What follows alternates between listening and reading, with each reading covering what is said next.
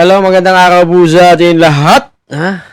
Lumalabas po na ang mga ka-fake news na naman po ng mga DDS sa pangunguna po ng kanilang Vice President na si Sara Simoman Duterte. Binabakalat nila. Pag mga ka-fake news yan talaga, ang bilis kumalat, no? Ang bilis kumalat sa mga bumbunan nila. Palibasa kasi mga ibang DDS nagpapaniwala sa mga katangahan. Kasi tanga din naman sila. Wala tayong magagawa doon. Yun ang bagay na hindi natin kayang hawakan.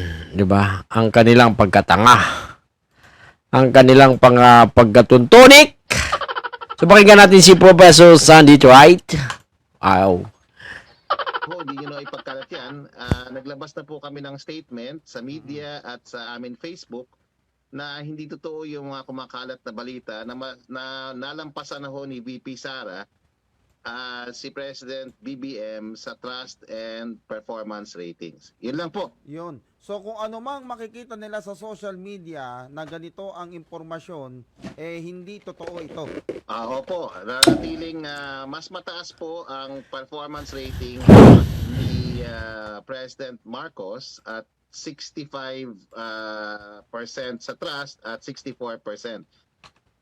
Sana ho, hindi nyo na ipagkalat yan. Naglabas na po kami ng statement sa media at sa amin Facebook na hindi totoo yung mga kumakalat na balita na nalampasan na ho ni VP Sara si President BBM sa trust and performance ratings. Yun lang po. Yun. So kung ano mang makikita nila sa social media na ganito ang impormasyon, hindi totoo ito. Opo, nanatiling mas mataas po ang performance rating ni President Marcos at 65% sa anong kailangan kong gawin? Hindi nyo na ipagkalat yan. Naglabas na po kami ng statement. Oscar Malik! Oscar! Hasta buwanga, hoy!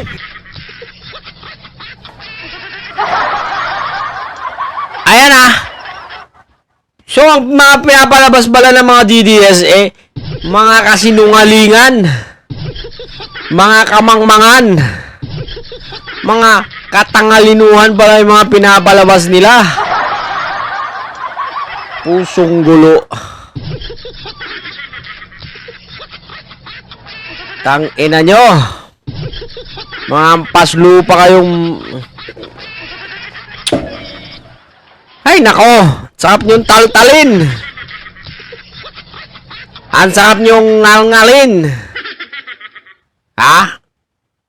Eto na nga po. Ang may-ari po mismo ng survey company na Okta Research. Mali po yung mga pinapalabas ninyong kasinungalingan. Ang mga kamangmangan. Okay? Hindi talaga kayo marunong lumaban ng batas yung mga DDS kayo. Lalong-lalo na po ang inyong tumatayong leader po ngayon na si Sara Duterte. Puro ang pinapalabas ninyo, mga kalukuhan, mga kasinungalingan, kaululan. Puta kagis naman talaga. Paano kayo papaniwalaan ng mga taong matino yan? Ang papaniwala lang sa inyo, mga DD shit. Tangina nyo. Hindi pala totoo yung mga pinapalabas ninyo. Mga kanggaro kayo, mga talpulano kayong iho di punggol kayo. Putragis kayo.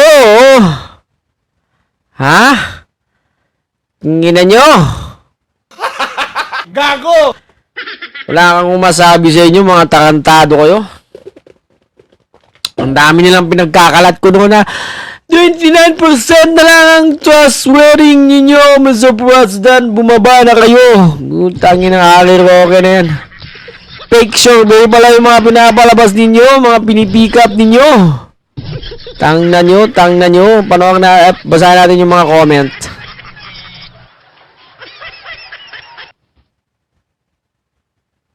Solid BBM. Kaya nga nakapagtataka kung sino pa ang nasa abroad, siya pa ang mataas ang survey. To, talaga naman eh. 'Di ba? Kung sino pa yung mga nasa abroad, yun ang pinapaniwalaan. Kung sino ba yung mga nasa Netherlands na nag-i-endorse ngayon, puto rugis. Papaniwalaan nyo si Robin na nag-i-endorse ko, no? Tangina, di mo rin nakakuha ng 19 million. Hindi na mauulit yun, Robin. Ha? Eto naman si Aimee. Tangina, bubutuin nyo ba si Aimee? Ha? Ni Ilocos Norte nga, tinalikuran eh. Kayo ba kaya? Ni Ilocos Norte nga na siya yung dun siya nagmula sa kanyang pagkapolitiko. Binitbit siya ng mga mangmang na parehas kong Ilocano sa Ilocos. Ha? Tinalikuran niya. Paano pa kaya kayo? Ha? Paano pa kaya kayo mga DDS kayo? Ha?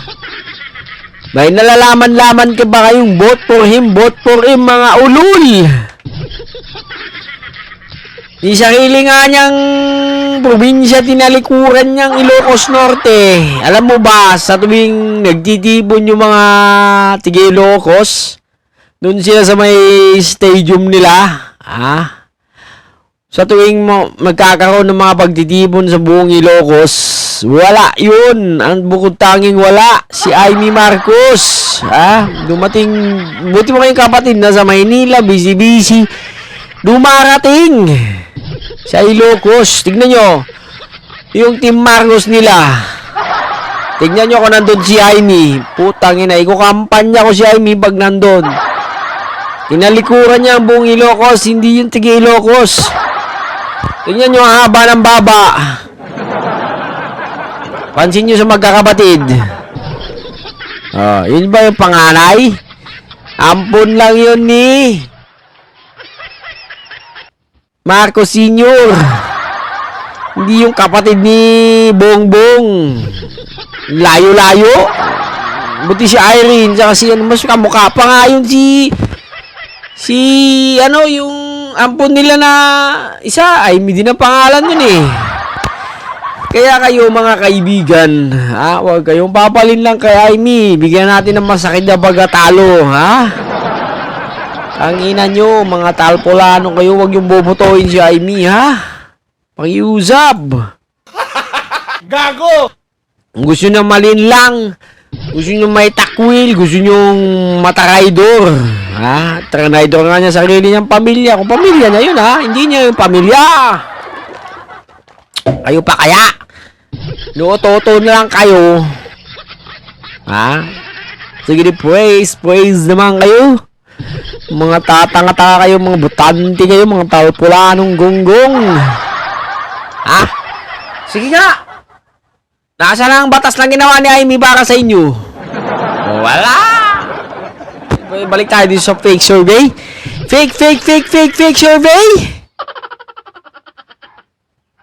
Ayun nga po kay Professor Sanji Tried, ka-fake news po ang mga nilalabas nila mga survey sa mainstream media, sa social media, sa mga pages ng mga kalaban ni President Bongbong Marcos, lalong-lalo na mga DDS, lalong-lalo na si Harry Roque, si Mahar Luka-Luka, pukining inang kamatis kayo, mga talpulanong gonggong.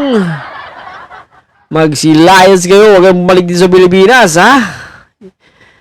Yun lamang, huwag kayong mapapaniwala sa inyong mga napapanood o nakikita sa social media. Ganun na rin po ang mainstream media. Pag-aralan at siyasatin po natin ang katotohanan. Katotohanan para sa bayan. Magandang araw po sa atin.